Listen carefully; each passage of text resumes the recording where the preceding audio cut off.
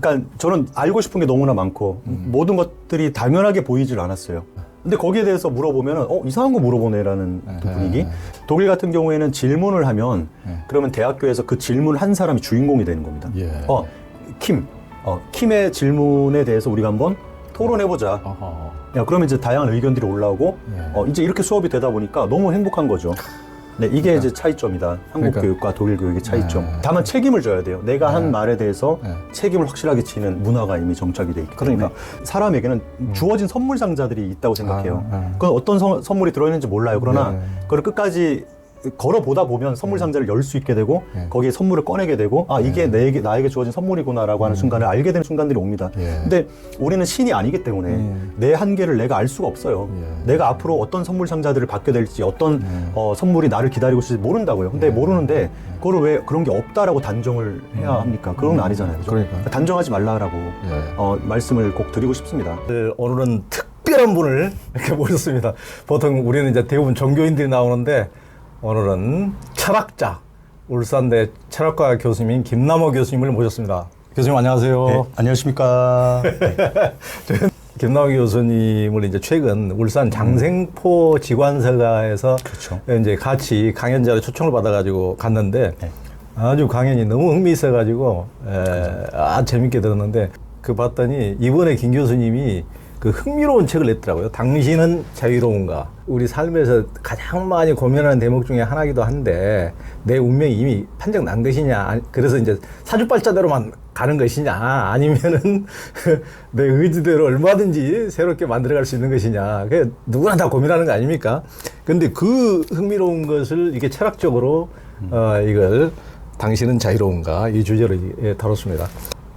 김남호 교수님께서는 10대 때부터 이제 굉장히 남다른 점이 있으시다고 그러는데 10대 때부터 학교에서 엉뚱한 질문을 많이 하셔가지고 엉뚱한 질문이 아니고 그게 어떻게 보면 살아있는 질문인데 우리 한국 교육 풍토라는 게 그런 질문에 대해서 야, 네 선생님이 그 얘기한 거나 똑바로 안 해. 하여튼 이런 식이고 굉장히 조금이라도 그 루틴에 벗어난 질문을 하면은 그런 걸 허용하지 않는 이제 그런 딱딱한 풍토 때문에 굉장히 이제 곤란을 많이 겪고 힘들게 지내오시다가 학교 생활에 엄청나게 이제 적응도 못하고 힘든 10대를 이제 보내셨다고.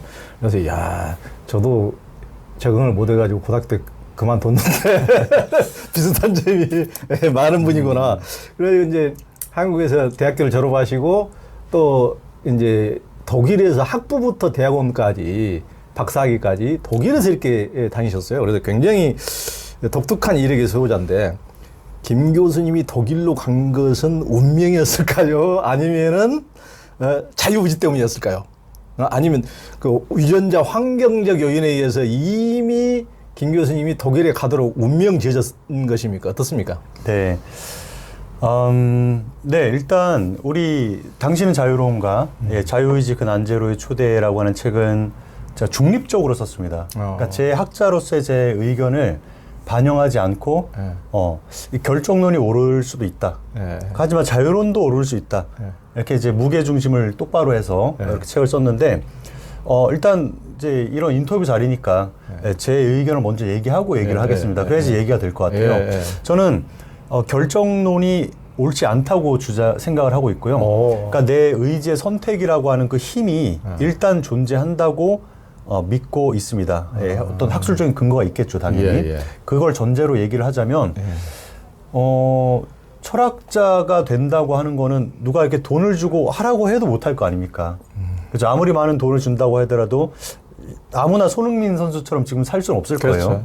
그건 분명히 개인에게 주어진 타고난 점들, 유전자라든지 또 어렸을 때 환경적인 어떤 요인들, 그런 것들이 분명히 작용을 했을 건데, 그러나 매 순간순간에 어떤 내가 숙고해야 되는 상황, 이렇게 할까 저렇게 할까, 이렇게 하는 게 맞을까 저렇게 하는 게 맞을까 라고 하는 숙고하는 상황에서는 분명히 한 개인의 생각의 힘이 다른 결과값을 나올 수 있는 그런 방식으로 개인의 삶의 미래를 열어줄 수 있다고 저는 생각을 합니다. 그래서 결정된 어떤 요소들도 작용했고 나의 의지도 작용했고 두 개가 다 맞물려서 지금 저가 있는 것이고 조은 선생님께서도 여기에 유튜브 활동까지 성공적으로 하고 있는 것이라고 생각을 합니다.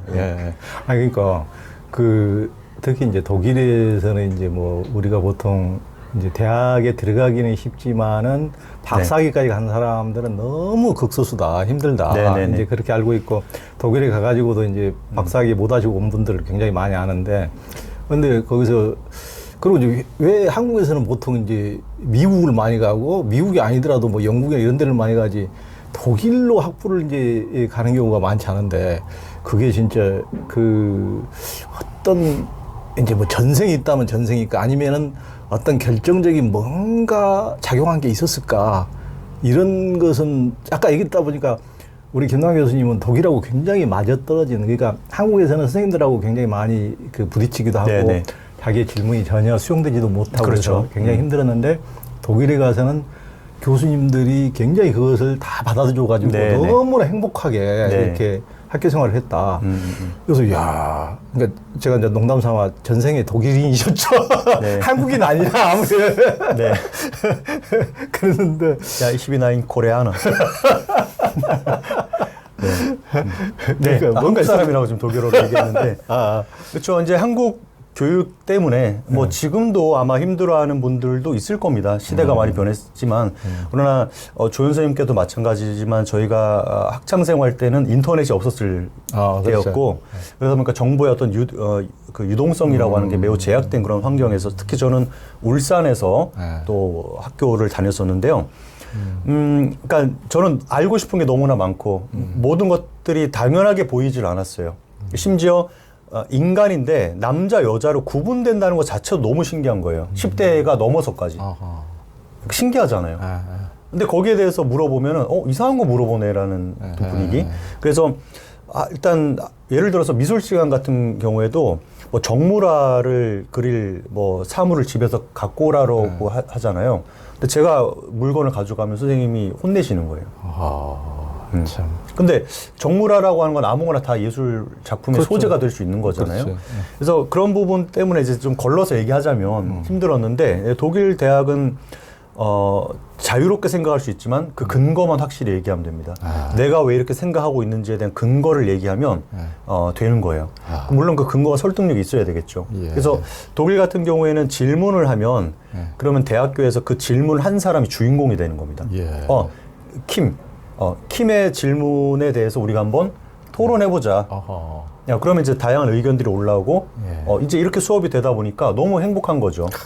네, 이게 이제 차이점이다. 한국 교육과 독일 교육의 차이점. 한국에서는 엉뚱한 질문한다고 선생님이 칠판 지우개로 옛날에 요즘에는 그러지 않겠지만 예전에는 그 집어 던지고 했는데, 거기서는 굉장히 질문한 학생에 대해서 굉장히 더 환호해주고 더 칭찬해주고, 그러니까 너무 행복했다고. 맞습니다. 다만 책임을 져야 돼요. 내가 한 말에 대해서 책임을 확실하게 지는 문화가 이미 정착이 돼 있기 때문에. 그러니까 지금 이게 이제 자유의지에 대한 이런 건데, 방금 아까 점심 먹으면서도 우리가 자유만을 막 열망하고 자유자유 했었는데, 자유에는 반드시 책임이 따른다. 맞습니다. 이 말씀이 굉장히 귀에, 이게 우리가 자유유지 하지만은 자유에는 반드시 책임이 따르고 자기 운명의 책임, 자기가 그러니까 결정론이 아니고 내 운명을 내가 자유롭게 내가 만들어갈 수 있다고 생각한다면은 거기에 따른 책임도 분명히 자기 져야 된다.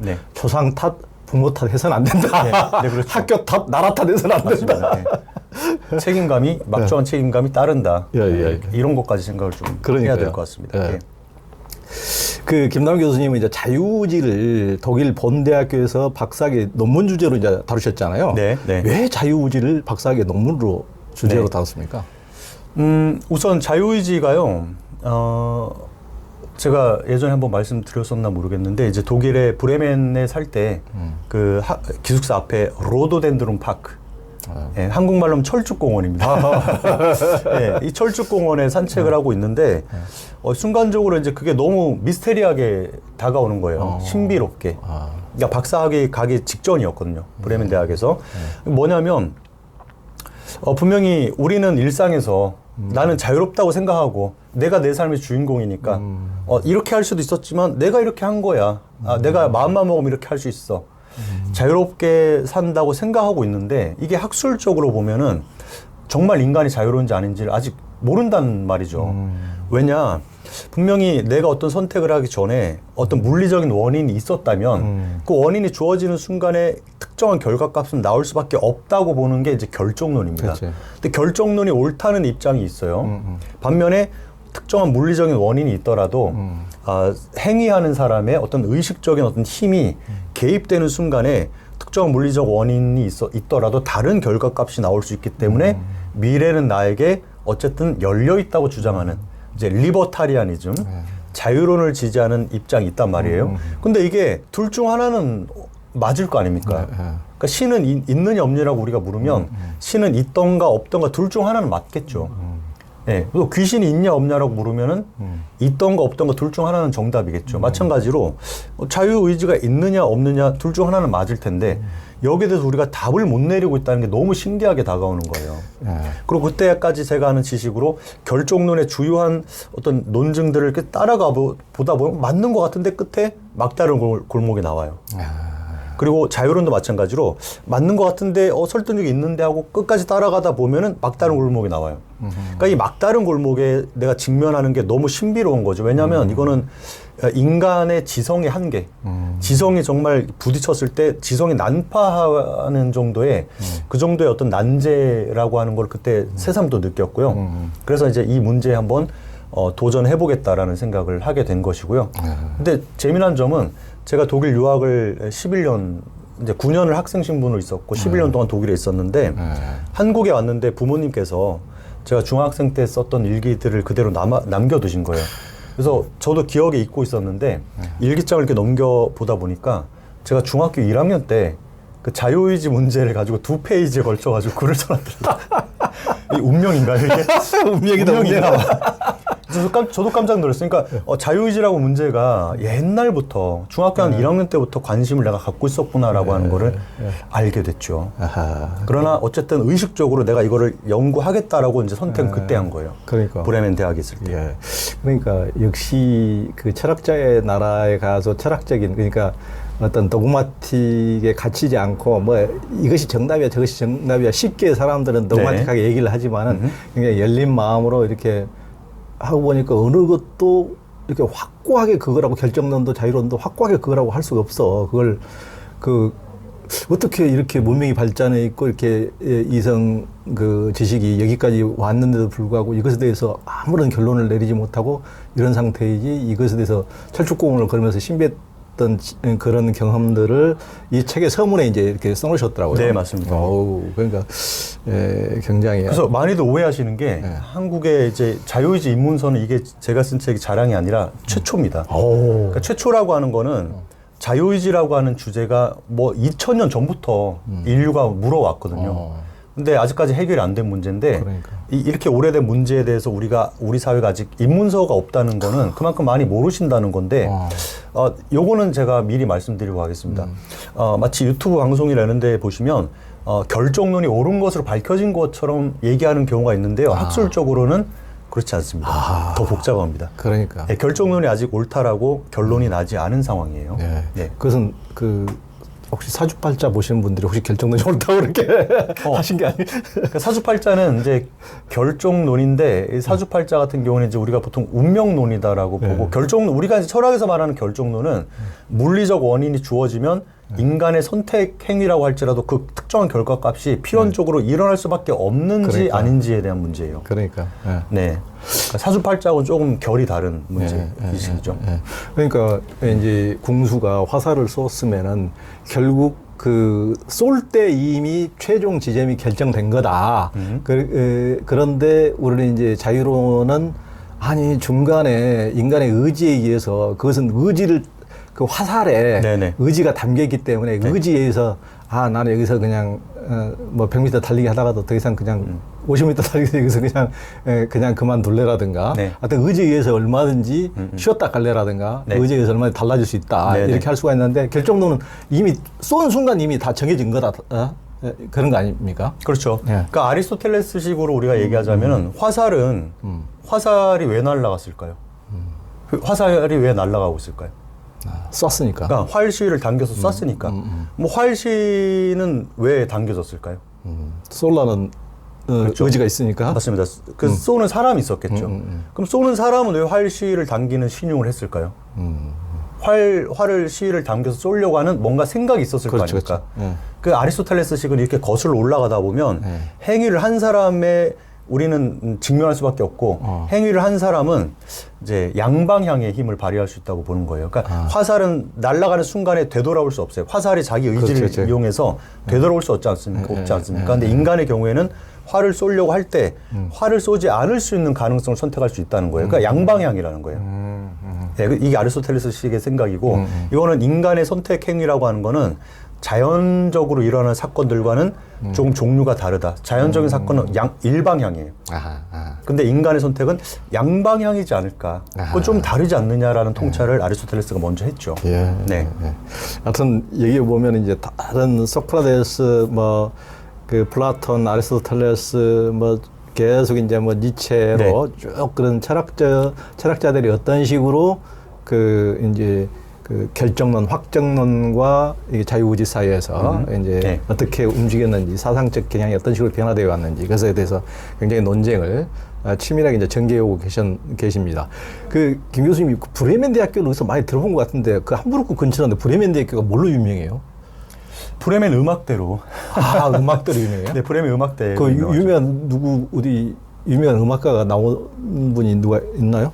브레멘이라고 하는 이제 도시가 함부르크 바로 밑이잖아요. 밑이고 브레멘 대학교는 약간 새로 지어진 건물이에요. 그래서 브레멘 출신의 음악가 예술가들은 많이 있겠죠. 많이 있는데 브레멘 하면 일단 일반적으로 브레멘 음악대가 유명하고 그다음에 이제 브레멘에서 만든 맥주. 맥주. 예, 그쪽에 맥주를 잘 안 마셨고 베커인가 그런 맥주가 있어요. 예, 그 맥주로 유명한 도시로 알려져 있습니다. 하여튼 우리 김남일 교수님은 아까 잠시 얘기 듣다 보니까 백스. 예. 어렸을 때 이미 중고등학교 때부터 술, 담배, 하여튼 철학적 고뇌와 예술적 고뇌가. 근데 어느 순간에 그냥 쫙 그걸 쫙 독일 가가지고 딱 다 끊어버리고, 그러니까 자유의지가 굉장히 강하신. 그렇죠. 흡연을 했지만 이제 금연한 지 제가 16년째거든요. 흡연 한 8년 정도 하다가 이제 금연을 했는데 금연할 때도 내 의지가 발휘된 거 아닌가요? 그죠? 그러니까. 내가 끊겠다라고 하는 의지를 발휘해서 끊었으니까 자유의지에 의해서 어쨌든 잘한 일이 아닌가 싶습니다. 그러니까 의지적 인간이에요. 제가 보니까 의지적 인간. 그러니까 24살에 독일 가가지고 그 젊은 나이에 외롭고 이제 처음에는 제대로 말도 잘 안 통했을 것 같은데 그렇죠. 그런 데서 대학에 들어가가지고 그 공부한다는 게 굉장히 의지가 강한 그리고 독특하신 분이에요. 사진도 굉장히 여러 가지 국제 어떤 사진전에 입선을 하시고 조금만 소개해 보세요. 사진은 제가 브레멘 대학교에서 예술학을 부전공으로 전공을 했고요. 그 예술학을 하기 이전에 철학도 13살, 14살, 중학교 1학년 때. 그다음에 그때 미술도 같이 시작했어요. 그러니까 예술을 같이 시작했습니다.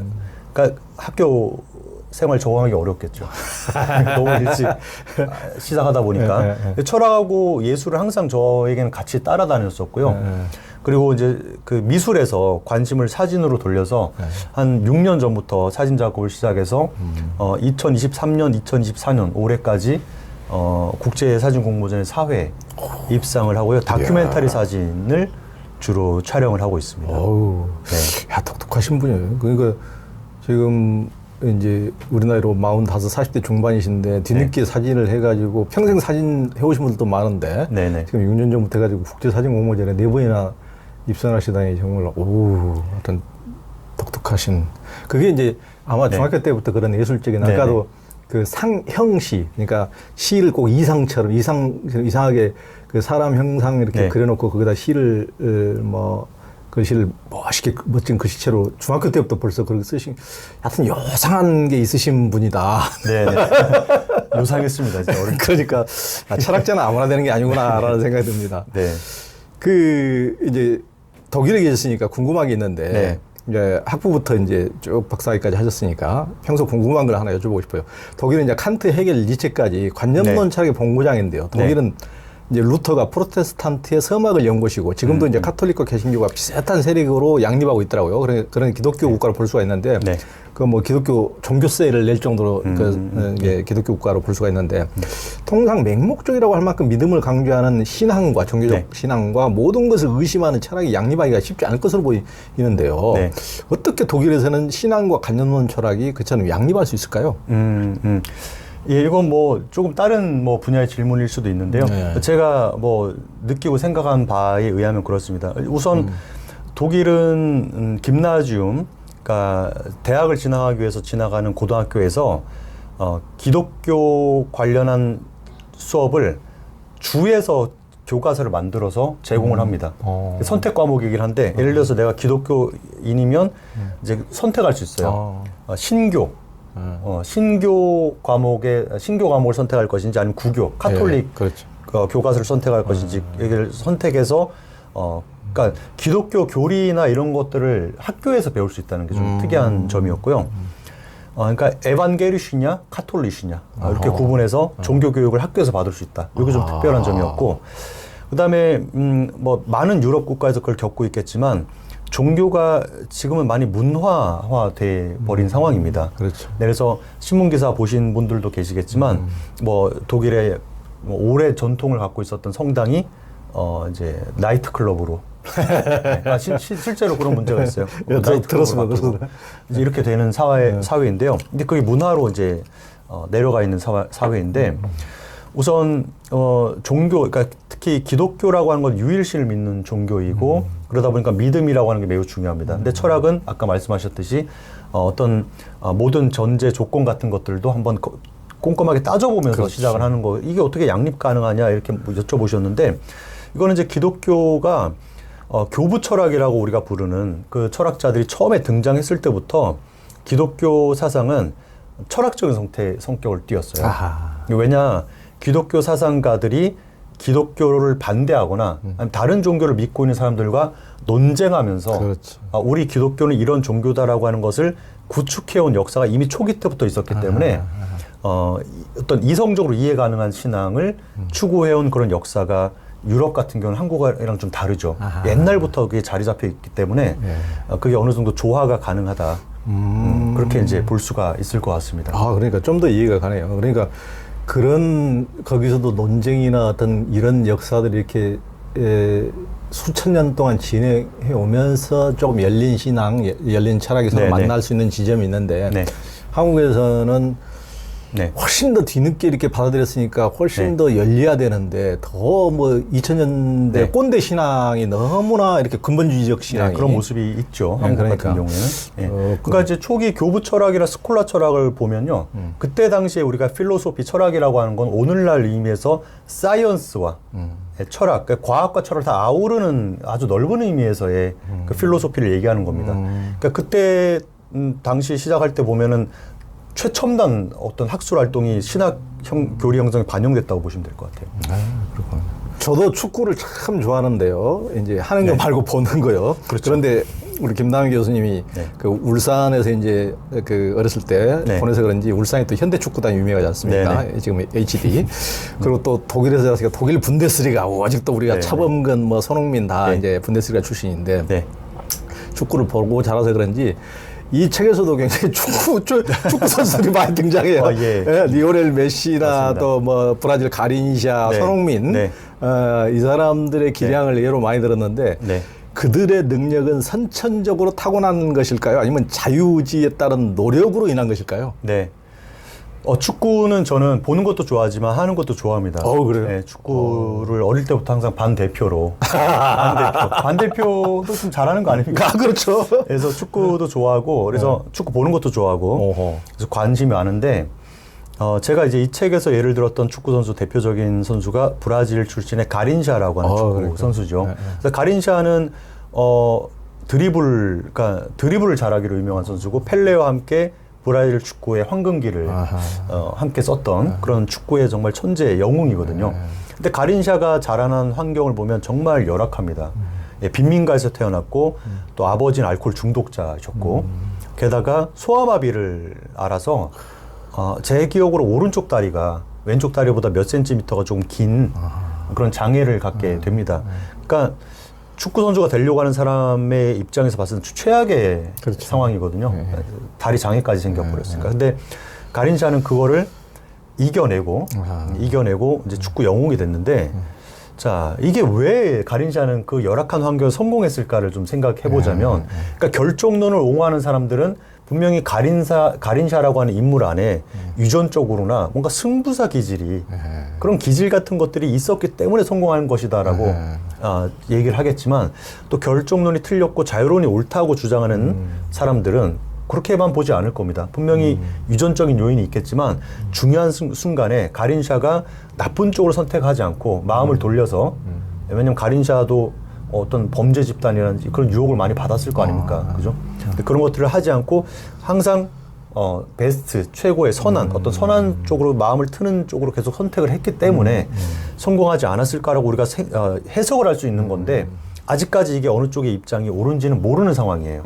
네, 그런 그렇죠. 상황입니다. 그래서 메시도 메시 좋아하시죠? 좋아하죠. 메시 저도 좋아하는데 메시가 2016년 코파 아메리카 대회 때 칠레랑 결승전에서 붙었는데 졌어요. 칠레한테. 그래서 메시가 그때 국가대표팀 은퇴를 선언합니다. 네, 모든 팬들이 충격을 받았죠. 자, 메시는 정말 타고난 운동 능력을 가지고 있고 남들보다 빠른 발재간 어떤 움직임, 순간 스피드 같은 것들을 갖고 태어났습니다. 그건 부정할 수 없잖아요. 근데 중요한 건 뭐냐면 자기가 일단 화가 나서 그랬겠죠. 자기 자신에게도 실망하고 국가대표팀 주장을 반납을 하고 나왔어요. 나왔는데 고민했겠죠. 다시 팀으로 돌아갈까? 아니면은 내 선택을 그대로 유지할까? 이 선택의 갈림길에서 의지의 힘이라고 하는 게 발휘할 수 있는 분명한 공간이 있다라고 저는 생각을 하고 있는데 저만 그렇게 생각한 게 아니라 뭐 마크 발라기오라든지 로버트 케인이라든지 지금 20세기에 지금 살아서 활동하고 있는 많은 자유론자들이 그렇게 생각을 하는 거예요. 분명히 의지의 힘이 발휘할 공간은 있다고 볼 수 있습니다. 우리 책에서는 이제 그걸 뇌과학이라든지 현대 물리학의 근거 같은 것들을 이용해서 설명을 하고 있습니다. 그러니까 근데 이제 어떤 이제 결정론 보통 사람들은 이제 보통 어린 시절에 청년들이나 이런 사람들이 실망하는 게 내가 뭐 손흥민이나 김연아 같은 이런 뭐 타고난 뭐가 있어 우리 엄마는 왜 날 이 모양으로 낳은 거야. 하여튼 이제 이미 운명은 거의 결정된 거야. 뭐 하여튼 이런 식으로 이제 자조 섞인 얘기도 이제 많이 하잖아요. 참. 그렇죠. 여튼 그 손흥민 같은 선수도 하여튼 죽도록 노력을 했잖아요. 맞습니다. 죽도록. 그러니까 타고난 것만 갖고 성공할 수는 없지 않습니까? 그렇죠. 그러니까 아무리 좋은 걸 타고나더라도 저도 살면서도 그런 걸 많이 목격하지만 부모가 단순히 재력가라서 비례하지 않는다. 또 설령 성공하더라도 그가 행복한 삶을 사느냐 그거는 별개의 문제라고 하는 거를 저는 뭐 살면서 많이 목격을 하지 않습니까? 그리고 부모에게 정말 좋은 것들을 물려받지 못했다고 생각할지라도 각 개인의 그 개성이라고 하는 거는 그건 돈으로 살 수가 없고 바꿀 수가 없거든요. 그렇지. 그래서 최근에도 그 20대 친구들 중에서 되게 심리적으로 어려워하는 친구들이 있어서 그 본의 아니게 상담을 하는 경우가 있었는데 제가 그 한마디를 했던 게 기억이 나요. 뭐냐면 한 사람에게라도 누군가에게라도 꽃 한 송이가 되어줄 수 없겠니라고 제가 얘기를 한 적이 있었는데 꽃 한 송이 정도는 될 수 있지 않나요? 그렇죠. 조금만 노력하면 그 정도면 저는 성공한 인생이라고 생각하고 행복한 삶이라고 생각하고 의미 있는 삶이라고 생각합니다. 그렇죠. 그러니까 일찍이 저도 이제 뭐랄까 운명에 굴복한 듯한 어떤 무기력과 나약함 속에서 10대를 이제 보낸 적도 많이 있는데 그러면서 내 같은 인생에 무슨 그 희망이 있어, 무슨 쥐구멍에 해가 뜨겠어, 그냥 나는 그냥 죽는 게 차라리 나을 거야. 그렇죠. 뭐 하여튼 이런 식으로 약간 비탄에 잠겨서 뭐 거의 운동고립의 세월을 보내기도 하고 그냥 이렇게 산 적도 있었는데 그렇게 생각했을 때는 그게 이제 결정론이 이미 내 인생은 흑빛으로 이미 결정된 거야. 무슨 해가 뜨겠어. 하여튼 그런 식의 사고가 나를 지배했을 때는 실제 삶이 그렇게 전개됐고. 맞습니다. 또 확 뒤집어지고 이제 그러다 보니까 지금까지도 그 이후에는 20대 이후에는 그러니까 이 세상은 무한한 그 어떤 기회. 네. 무슨 그런다고 해서 뭐 제가 뭐 대단한 사람이 됐다는 뜻이 아니고 지금도 무한한 하여튼 그 항상 글만 쓰던 사람이 이렇게 유튜브도 하고 그렇죠. 하여튼 예. 전혀 전혀 다른 미지의 영역도 내가 가보지 네. 않는 땅도 나를 위해서 이미 기다리고 있는 곳이 참 네. 이 세상에 블루오션이 많구나. 네네. 그런 것을 많이 느끼거든요. 맞습니다. 늘. 그래서 젊은 친구분들 중에 저는 또 젊은 친구들 많이 또 상대하는 직업이다 보니까 어려워하는 분들이 많이 있습니다. 제 주위에도 많이 있고요. 근데 우리 조윤 선생님께서 말씀하셨듯이 저는 그렇게 생각해요. 그러니까 사람에게는 주어진 선물 상자들이 있다고 생각해요. 그건 어떤 선물이 들어있는지 몰라요. 그러나 네. 그걸 끝까지 걸어보다 보면 선물 상자를 열 수 있게 되고 거기에 선물을 꺼내게 되고 아 이게 나에게 주어진 선물이구나라고 하는 순간을 알게 되는 순간들이 옵니다. 근데 우리는 신이 아니기 때문에 내 한계를 내가 알 수가 없어요. 내가 앞으로 어떤 선물 상자들을 받게 될지 어떤 선물이 나를 기다리고 있을지 모른다고요. 근데 모르는데 그거를 왜 그런 게 없다라고 단정을 해야 합니까? 그건 아니잖아요. 그죠? 그러니까. 단정하지 말라라고 말씀을 꼭 드리고 싶습니다.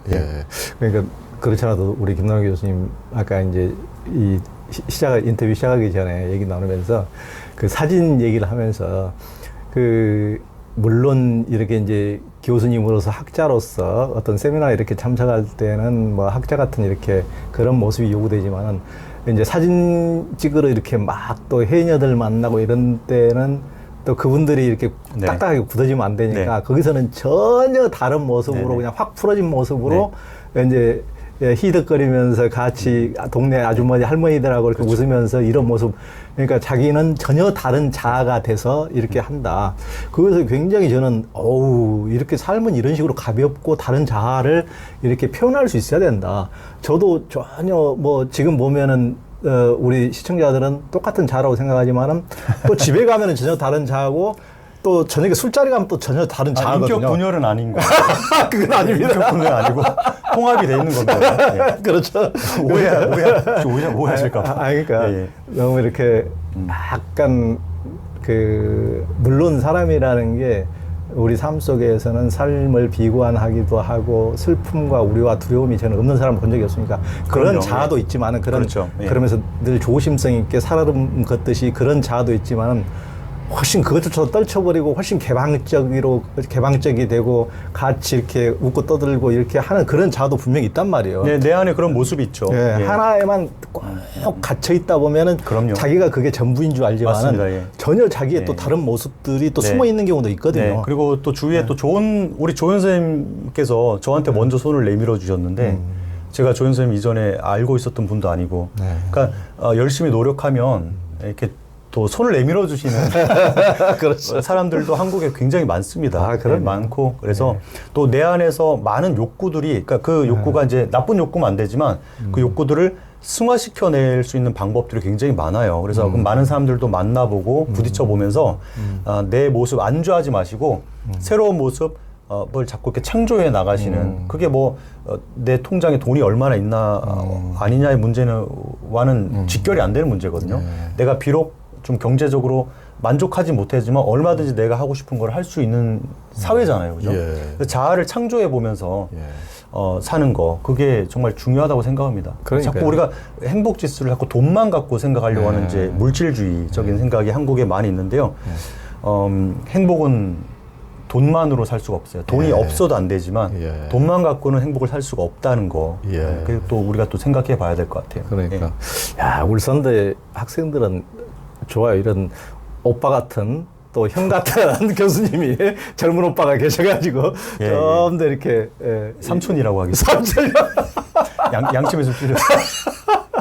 아주 형 오빠라고 하는데 너무하신 거 아니에요? 삼촌 같은. 그러니까 그렇잖아도 우리가 젊은이들에 대해서도 너무 이렇게 고착된 사고를 이렇게 갔는데 방금도 차 타고 오면서 얘기를 했는데.